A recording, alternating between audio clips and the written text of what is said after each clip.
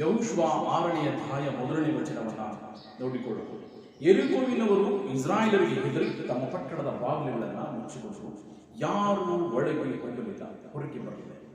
ಈ ಯೆರಿಕೋ ಗೋಡೆಯ ಕುರಿತಾಗಿ ನಾವು ಅನೇಕ ಸಾರಿ ಕೇಳಿದ್ದೇವೆ, ಅನೇಕ ಸಾರಿ ನಾವು ವೈಯಕ್ತಿಕವಾಗಿ ಅದನ್ನು ಧ್ಯಾನವನ್ನು ಮಾಡಿದ್ದೇವೆ. ಈ ಒಂದು ದಿನದಲ್ಲಿ ಮತ್ತೆ ಮತ್ತೊಂದಾವರ್ತಿ ಈ ಒಂದು ಯೆಹೋಶುವನು ಮತ್ತು ದೇವರ ಸಂಗಡ ಇರತಕ್ಕಂತಹ ಮಾತನ್ನ ಈ ಒಂದು ದಿನದಲ್ಲಿ ನಾವು ಮತ್ತೆ ಧ್ಯಾನ ಮಾಡಿದ್ದೇವೆ.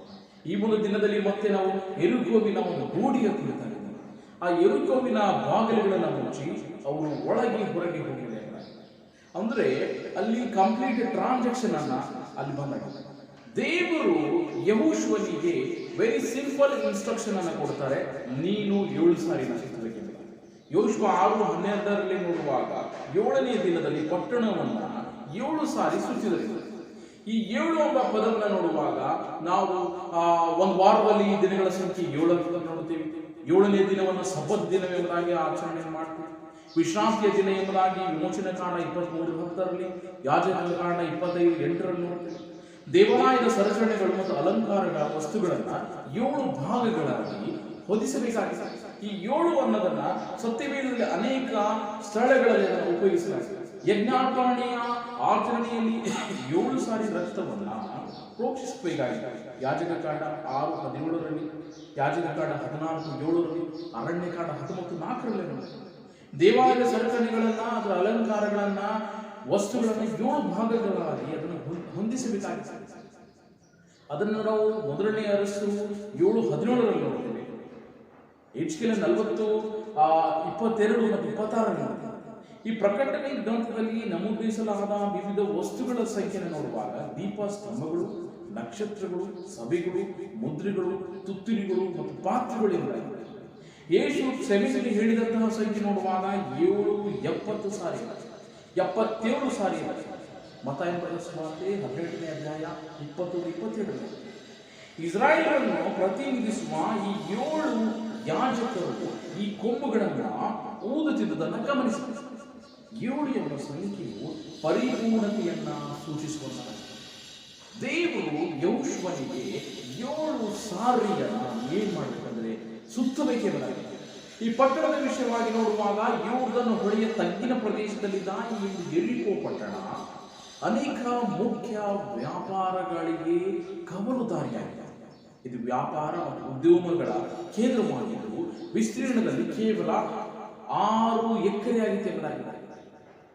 ಈ ಯೆರಿಕೋವಿನ ಪಟ್ಟಣ ನೋಡುವಾಗ ಅದರ ವಿಸ್ತೀರ್ಣ 6 ಎಕರೆಯಾಗಿದೆ. ದೇವರು ಯೆಹೋಶುವನಿಗೆ ಹೇಳುವಂತಹ ಸಿಂಪಲ್ ಇನ್ಸ್ಟ್ರಕ್ಷನ್ ಅನ್ನ ಅವರು ಒಬೆಯಾಗಿದ್ದಾರೆ. ಅವರ ಒಂದು ಫೋಕಸ್ ಅನ್ನ ಆ ಗೋಡೆ ಮೇಲೆ ಇರಲಿಲ್ಲ, ಅವರ ಒಂದು ಫೋಕಸ್ ಅನ್ನ ದೇವರು ಹೇಳಿದಂತ ಇನ್ಸ್ಟ್ರಕ್ಷನ್ ಅನ್ನ ಮೇಲಿತ್ತು. ಅವರು ಅವರ ಫೋಕಸ್ ಅನ್ನ ದೇವರು ಹೇಳಿದಂತ ಇನ್ಸ್ಟ್ರಕ್ಷನ್ ಮೇಲೆ. ದೊಡ್ಡದಾದಂತಹ ಗೋಡೆ ಇದೆ. ಈ ಪಟ್ಟಣದ ಬಾಗಿಲನ್ನು ನೋಡುವಾಗ ಇದರಲ್ಲಿ ಯಾರು ಹೋಗ್ಲಿಕ್ಕೂ ಆಗ್ತಾ ಇಲ್ಲ, ಬರ್ಲಿಕ್ಕೂ ಆಗುತ್ತಿಲ್ಲ. ಈ ಒಂದು ಪಟ್ಟಣದ ಒಂದು ಯೆರಿಕೋ ಗೋಡೆಯನ್ನ ಹೇಗೆ ಬೀಳಿಸಬಹುದು ಎಂಬುದಾಗಿ ಅವರು ಯೋಚನೆಯನ್ನು ಮಾಡದೆ, ಅವರು ಚಿಂತೆಯನ್ನು ಮಾಡದೆ ದೇವರು ಹೇಳಿದಂತಹ ಸಿಂಪಲ್ ಇನ್ಸ್ಟ್ರಕ್ಷನ್ ಮೇಲೆ ದೇವರು ಹೇಳಿದಂತಹ ಮಾತಿಗೆ ಉಪಯೋಗ. ನೀನು ಪ್ರತಿದಿನ ವಾಕ್ಯವನ್ನು ಧ್ಯಾನವನ್ನು ಮಾಡುವಾಗ ದೇವರು ನಿನಗೆ ಕೊಡುವಂತಹ ಸಿಂಪಲ್ ಇನ್ಸ್ಟ್ರಕ್ಷನ್ ಕಡೆ ನಿನ್ನ ಗಮನವಿದೆಯಾ? ದೇವರು ನಿನ್ನೊಂದಿಗೆ ಮಾತನಾಡುವಾಗ ನೀನು ಯಾವುದನ್ನು ಮಾಡಬೇಕೆಂಬುದಾಗಿ ಹೇಳುವಾಗ ನಿನ್ನ ಗಮನ ದೇವರ ಮಾತಿನ ಕಡೆ ಇದೆಯಾ? ನಿನ್ನ ಗಮನ ಒಂದು ಸಮಸ್ಯೆಯ ಕಡೆ ಇದೆಯಾ ಎಂಬುದಾಗಿ ನಿನ್ನ ಎದುರು ಆ ಯೆರಿಕೋವಿನ ಗೋಡೆಯ ತರಹ ಇನ್ವಿಸಿಬಲ್ ಆಗಿರತಕ್ಕಂತಹ ಕಾಣದೇ ಇರತಕ್ಕಂತಹ ಗೋಡೆ ನಿನ್ನ ಜೀವಿತದಲ್ಲಿದೆ. ಆ ಕಾಣುವಂತಹ ಗೋಡೆಯನ್ನ ನೀನು ಬಿಡಿಸಬೇಕಾದ್ರೆ ನೀನು ದೇವರು ಹೇಳುವಂತಹ ಸಿಂಪಲ್ ಇನ್ಸ್ಟ್ರಕ್ಷನ್ ಅನ್ನು ನೀನು ಫಾಲೋ ಮಾಡಿ. ಈ ಉಪವಾಸ ದಿನಗಳಲ್ಲಿ ನೀನು ಫಾಸ್ಟ್ ಇದ್ದು ಪ್ರಾರ್ಥನೆಯನ್ನು ಮಾಡುವಾಗ ನಿನ್ನ ಒಂದು ಫೋಕಸ್ ದೇವರ ಮೇಲೆ ಇರಬೇಕು. ನಿನ್ನ ಮೇಲಿದೆ ದೇವಾ, ನಿನ್ನನ್ನು ಫೋಕಸ್ ಮಾಡ್ತಾನೆ. ನನ್ನನ್ನು ಬಲಪಡಿಸು, ನನಗೆ ಸಹಾಯವನ್ನು ಮಾಡು. ಒಂದು ವೇಳೆ ನೀನು ಪ್ರಾರ್ಥಿಸುವುದಿದ್ದಲ್ಲಿ ದೇವರು ಎರಿಕೋವಿನಂತಹ ದೊಡ್ಡ ಗೋಡಿಯನ್ನು ನಿನ್ನ ಜೀವಿತದಲ್ಲಿ ಆತನ ಬೆಳೆಸುತ್ತದೆ. ಬಾ ನಂಬಿಕೆಯಿಂದ ಪ್ರಾರ್ಥನೆ ಮಾಡಿ. ಇವತ್ತು ಉಪವಾಸ ದಿನಗಳಲ್ಲಿ ಆತನನ್ನು ಹುಡುಕುವನು. ಈ ಉಪವಾಸ ದಿನಗಳಲ್ಲಿ ಆತನನ್ನು ನೋಡುವನಾಗು. ಈ ಉಪವಾಸ ದಿನಗಳಲ್ಲಿ ನೀನು ಆತನನ್ನು ನೋಡಲು ಅಪೇಕ್ಷಿಸುವ ಮಗನಾಗ. ಆತನ ಸ್ವರವನ್ನು ಕೇಳುವಂತ ಮಗನ. ಸ್ವಾಮಿ, ನೀನು ನನಗೆ ಕೊಡುವಂಥ ಸಿಂಪಲ್ ಇನ್ಸ್ಟ್ರಕ್ಷನ್ ಅನ್ನು ನೀನು ನನಗೆ ಕೊಡುವಾಗ, ನನ್ನೊಂದಿಗೆ ಮಾತನಾಡುವಾಗ ಅದನ್ನು ಫಾಲೋ ಮಾಡಲಿಕ್ಕೆ ನೀನು ಸಹಾಯ ಮಾಡಿ ಪ್ರಾರ್ಥನೆ. ದೇವರಿಗೆ ಪ್ರಾರ್ಥನೆಯನ್ನು ನಿನಗೆ ಆತನ ಬಲಪಡಿಸಲಿಕ್ಕೆ. ಯೆಹೋಶುವ 1:6 ಹೇಳುವಾಗ, ನಿನ್ನನ್ನು ಕೈ ಬಿಡುವುದಿಲ್ಲ, ನಿನ್ನ ತೊರೆಯುವುದಿಲ್ಲ, ನಿನ್ನ ಸ್ಥಿರಚಿತ್ತನಾಗಿರು, ಧೈರ್ಯದಿಂದಿರುವುದಿಲ್ಲ. ದೇವರು ಯೆಹೋಶುವನಿಗೆ ಹೇಳಿದ ಹಾಗೆ, ದೇವರು ಯೆಹೋಶುವನಿಗೆ ವಾಗ್ದಾನ ಮಾಡಿದ ಹಾಗೆ, ದೇವರು ಈ ಒಂದು ದಿನದಲ್ಲಿ ನಿನ್ನನ್ನು ವಾಗ್ದಾನ ಮಾಡ್ತಾ ಇದ್ದೇನೆ, ನಾನು ನಿನ್ನನ್ನು ಕೈ ಬಿಡುವುದಿಲ್ಲ. ನಿನ್ನ ಎದುರುಗಡೆ ಇರ್ತಕ್ಕಂಥ ಗೋಡೆಯ ಕುರಿತಾಗಿ ನೀನು ಚಿಂತೆಯನ್ನು ಮಾಡ್ತಾ ಇದೆಯಾ? ನಿನ್ನ ಎದುರುಗಡೆ ಇರ್ತಕ್ಕಂಥ ನಿನ್ನ ನೋವಿನ ಕುರಿತಾಗಿ ನೀನು ಚಿಂತೆ ಮಾಡ್ತಾ ಇದೆಯಾ? ನಿನ್ನ ಎದುರುಗಡೆ ಇರುವಂತಹ ಒಂದು ಟ್ರಬಲ್ನ ಕುರಿತಾಗಿ ನೀನು ಚಿಂತೆ ಮಾಡ್ತಾ ಇದೆಯಾ? ನಿನ್ನ ಎದುರುಗಡೆ ಇರ್ತಕ್ಕಂಥ ಒಂದು ಡಿಪ್ರೆಷನ್ ಅನ್ನು ಕುರಿತಾಗಿ ನೀನು ಚಿಂತೆಯನ್ನು ಮಾಡ್ತಾ ಇದೆಯಾ? ನಿನ್ನ ಎದುರುಗಡೆ ಇರ್ತಕ್ಕಂಥ ಒಂದು ಪೇನ್ನ ಕುರಿತಾಗಿ ನೀನು ಚಿಂತೆಯನ್ನು ಮಾಡ್ತಾ ಇದೆಯಾ? ನಿನ್ನ ಎದುರುಗಡೆ ಇರ್ತಕ್ಕಂಥ ಒಂದು ಸಾಲದ ಕುರಿತಾಗಿ ನೀನು ಚಿಂತೆಯನ್ನು ಮಾಡ್ತಾ ಇದೆಯಾ? ನಿನ್ನ ಎದುರುಗಡೆ ಇರ್ತಕ್ಕಂಥ ಅನಾರೋಗ್ಯದ ಕುರಿತಾಗಿ ನೀನು ಚಿಂತೆಯನ್ನು ಮಾಡ್ತಾ ಇದೆಯಾ? ನಿನ್ನ ಎದುರುಗಡೆ ಇರ್ತಕ್ಕಂಥ ಜನರ ಮಾತುಗಳ ಕುರಿತಾಗಿ ನೀನು ಚಿಂತೆಯನ್ನು ಮಾಡ್ತಾ ಇದೆಯಾ? ನಿನ್ನ ಎದುರುಗಡೆ ಇರ್ತಕ್ಕಂಥ ಮನಸ್ಸು ನೋಯಿಸಿದ ಮನಸ್ಸಿನ ಕುರಿತಾಗಿ ನೀನು ಚಿಂತೆಯನ್ನು ಮಾಡ್ತಾ ಇದೆಯಾ? ದೇವರು ಯೆಹೋಶುವನಿಗೆ ಹೇಳುವ ಹಾಗೆ, ನಾನು ನಿನ್ನನ್ನು ಕೈ ಬಿಡುವುದಿಲ್ಲ. ದೇವರು ನಿನ್ನನ್ನು ಕೈ ಬಿಡುವುದಿಲ್ಲ. ನೀನು ನಾನು ಧೈರ್ಯದಲ್ಲಿರಬೇಕಾಗಿದೆ. ನಿನ್ನ ಫೋಕಸ್ ದೇವರ ಮೇಲೆ ಇರಬೇಕಾಗಿದೆ. ಆ ಒಂದು ಸಮಯದಲ್ಲಿ ಯೆಹೋಶುವನು ಇರ್ತಕ್ಕಂಥ ಜನರು, ಯುದ್ಧ ಸನ್ನದ್ಧರು ಎಲ್ಲರೂ ನೋಡುವಾಗ ಅವರ ಒಂದು ಫೋಕಸ್ ದೇವರ ಮೇಲೆ ಇತ್ತು. ದೇವರು ಕೊಟ್ಟಿರತಕ್ಕಂಥ ಸಿಂಪಲ್ ಇನ್ಸ್ಟ್ರಕ್ಷನ್ ಅನ್ನು ಅವರು ಫಾಲೋ ಮಾಡಿದರು. ಯಾಕೆ ಎಂಬುದಾಗಿ ಕೇಳಲಿಲ್ಲ. ಯಾಕೆ ನಾನು 7 ಸಾರಿ ಸುತ್ತಬೇಕೆಂಬುದಾಗಿ ಕೇಳಿಲ್ಲ. ಯಾಕೆ ನಾನು 6 ದಿನಗಳನ್ನು ಸುಮ್ಮನಾಗಿರಬೇಕು ಎಂಬುದಾಗಿ ಕೇಳಿಲ್ಲ. 7ನೇ ದಿನದಲ್ಲಿ ಯಾಕೆ ಆರ್ಭಟಿಸಬೇಕೆಂಬುದಾಗಿ ಕೇಳಿಲ್ಲ. ದೇವರು ಕೊಟ್ಟಿರತಕ್ಕಂಥ ಸಿಂಪಲ್ ಇನ್ಸ್ಟ್ರಕ್ಷನ್ ಅನ್ನು ಅವರು ಫಾಲೋ ಮಾಡಿದರು. ದೇವರು ನಿನ್ನೊಂದಿಗೆ ವಾಕ್ಯದ ಮೂಲಕ ಮಾತನಾಡುವಾಗ, ಪ್ರತಿದಿನ ನಿನ್ನ ವಾಕ್ಯವನ್ನು ಓದುವಾಗ, ನಿನ್ನೊಂದಿಗೆ ಮಾತನಾಡುವಾಗ ನೀನು ಫಾಲೋ ಮಾಡುವ. ಒಂದು ವೇಳೆ ದೇವರು ಹೇಳಿದಂತಹ ಮಾತಿನ ಪ್ರಕಾರ ನೀನು ನಡೆದದಲ್ಲಿ ನಿನ್ನಲ್ಲಿರ್ತಕ್ಕಂಥ ಯಾವುದೇ ಗೋಡೆ, ಅದು ಗೋಡೆಯು ನಿನಗೆ ವಿಸಿಬಲ್ ಆಗಿರ್ಬೋದು, ಆ ಗೋಡೆಯು ನಿನಗೆ ಇನ್ವಿಸಿಬಲ್ ಆಗಿರ್ಬೋದು. ಆ ಗೋಡೆ ಕಾಣುವಂತಹ ಗೋಡೆ ಆಗಿರಲಿ, ಆ ಒಂದು ಗೋಡೆ ಕಾಣದೆ ಇರುವಂತಹ ಗೋಡೆ ಆಗಿರಲಿ, ಆ ಒಂದು ಗೋಡೆಯನ್ನು ದೇವರು ಬೆಳೆಸಿದ್ದಾನೆ. ಆ ಒಂದು ಗೋಡೆಯನ್ನು ನಿನ್ನ ಕಣ್ಣಿನ ಮುಂದೆ ಆತನ ತೆಗೆದುಕೊಂಡಿದ್ದಾನೆ. ನೀನು ಯಾವುದನ್ನು ಗೋಡೆ ಎಂಬುದಾಗಿ ನೀನು ಭಾವಿಸ್ತಿದೆಯೋ ಆ ಒಂದು ಭಾವನೆಯನ್ನು, ಆ ಒಂದು ಗೋಡೆಯನ್ನು ಆತನ ತೆಗೆದುಕೊಂಡಿದ್ದಾನೆ. ಒಂದೇ ಈ ಒಂದು ಸಿಂಪಲ್ ಇನ್ಸ್ಟ್ರಕ್ಷನ್ ಅನ್ನು, ಒಂದೇ ಒಂದು ಮಾತನ್ನು ದೇವರು ನಿನ್ನೊಂದಿಗೆ ಮಾತನಾಡುವಾಗ ಅದನ್ನು ನೀನು ಫಾಲೋ ಮಾಡಿದ್ದಲ್ಲಿ, ಅದನ್ನು ನೀನು ಅದರ ಪ್ರಕಾರ ನಡೆಯುವುದಲ್ಲಿ, ನೀನು ದೇವರು ನಿನಗೆ ಆತನ ಬ್ಲೆಸ್ ಮಾಡಲಿಕ್ಕಿದ್ದಾನೆ. ದೇವರು ನಿನ್ನಲ್ಲಿರ್ತಕ್ಕಂಥ ಎಲ್ಲ ಗೋಡೆಯಂತಹ ಸಮಸ್ಯೆಗಳನ್ನು ಆತನ ತೆಗೆಲಿಕ್ಕಿದ್ದಾನೆ. ಯಾವುದು ಮಾತಾಡ್ತಾ ಇದ್ದಾನೆ ನಿನ್ನ? ಯಾವುದು ಮಾತಾಡ್ತಾ ಇದ್ದಾನೆ ದೇವರು ಎಂಬುದಾಗಿ ನೀನು ಗಮನಿಸ್ತಾ ಇದೆಯಾ? ನೀನು ಗುರುತಿಸ್ತಾ ಇದೆಯಾ?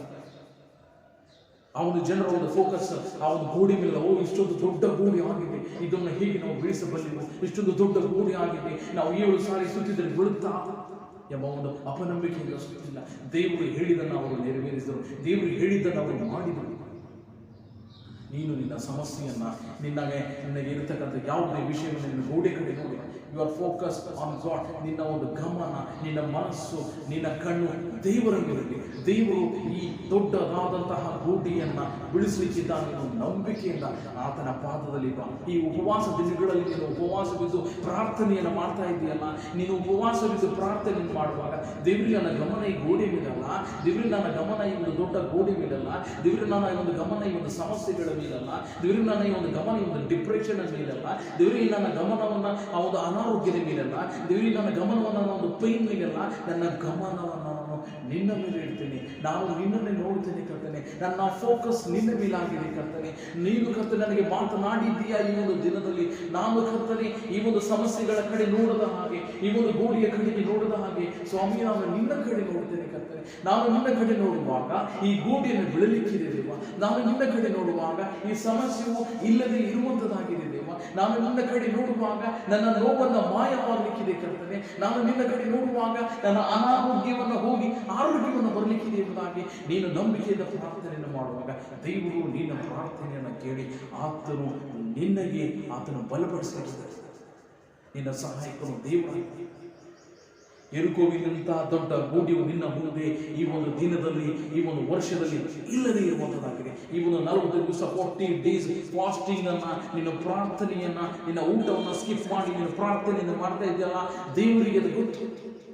ನಿನ್ನ ಪ್ರಾರ್ಥನೆಯನ್ನು ಮಾಡುವಾಗ ಉಪವಾಸ ಬಿದ್ದು, ನಿನ್ನ ಪ್ರಾರ್ಥನೆಯನ್ನು ಮಾಡುವಾಗ ಉಪವಾಸ ಬಿದ್ದು, ನಿನ್ನ ಆತನ ಸನ್ನಿಧಾನದಲ್ಲಿ ಬರುವಾಗ ಉಪವಾಸ ಬಿದ್ದು ಆತನ ಹೇಳುವಂತ ಮಾತುಗಳನ್ನು ನೀನು ಕೇಳುತ್ತಿರುವಾಗ ದೇವರು ನಿನ್ನ ಮುಂದೆ ಇರತಕ್ಕಂಥ ಗೋಡಿಯನ್ನು